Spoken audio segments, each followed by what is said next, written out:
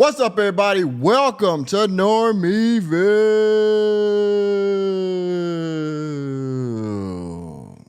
Well, we call you normies. Well. We have more news. Unfortunate, depending on how you think about it, unfortunate news about ESPN. Now, I must do a video later on about the firing of one Mark Jackson from ESPN, the latest casualty of the layoffs at the network.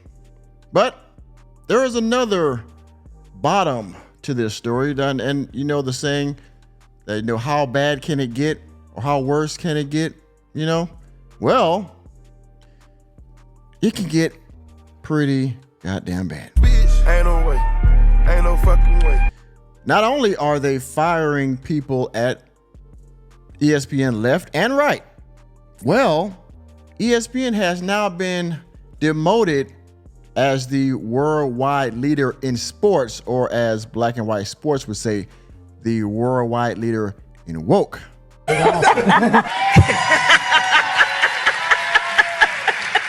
As you can see here from Fadeaway World, More Than Sports, NBA fans are shocked after FS1 surpasses ESPN as most subscribed cable network for the first time ever.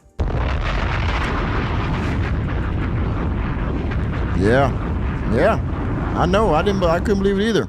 But it seems as if more people are watching FS1 for their sports news, entertainment, and commentary than ESPN. So let's read this article and see what the numbers are and what could be the cause of ESPN, their downgrading status, like we don't already know. Let's go. It says here, ESPN could be in trouble after reaching milestone. July was the first month on record FS1 beating ESPN's total subscriber count. FS1 is watched in over 71 million homes.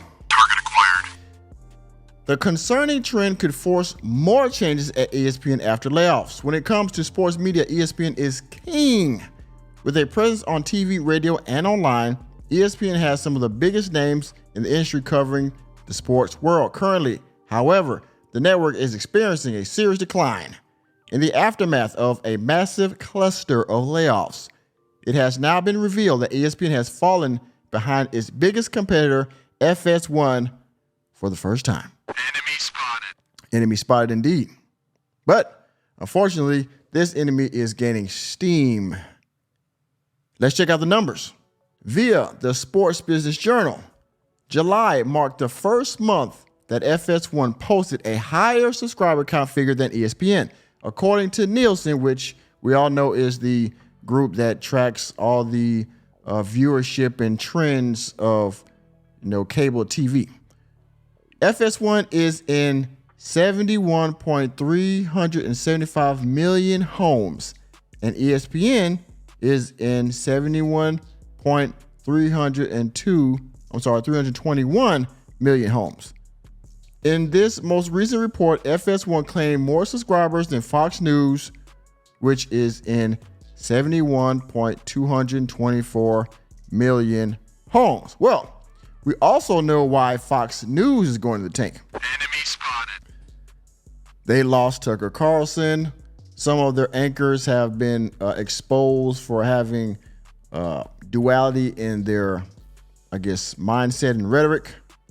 So it seems that FS1 is topping the charts. Now, they have some shows that I don't really care for either, but I credit people like Shannon Sharp, Marcus Wiley, and other people that, in my opinion, paved the way for FS1 to be more entertaining, more watchable, more interesting than ESPN.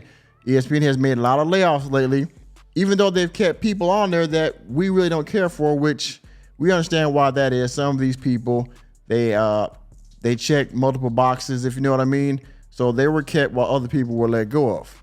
Like I said, recently, Mark Jackson, which him and Jeff Van Gundy, they had very good commentary. They're very smart. One's a coach, one's a former player, okay? They had good commentary. They had good analytics or analysis of games. They let them go, Mark Jackson. And who they let Mark Jackson go for, by the way, who replaced Mark Jackson is even sadder, but I'll get to that in a separate video, okay? But let me read some more. Fans rip ESPN for declining product. ESPN obviously isn't going anywhere, but the success of FS1 has given them some real competition in the space.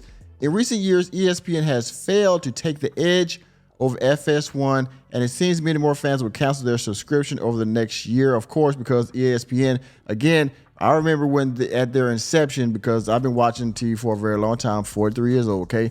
I remember when ESPN first took prominence, much like CNN, and ESPN used to be all about sports. It was great. It was entertaining.